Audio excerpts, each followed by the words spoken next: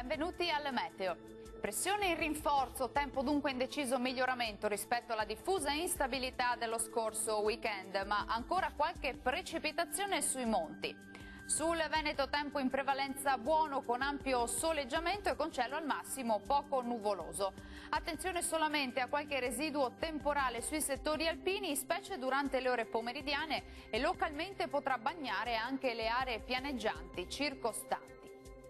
Temperature in ripresa con minime tra 18 e 23 gradi, massime più calde ma decisamente sopportabili tra 28 e 32 gradi.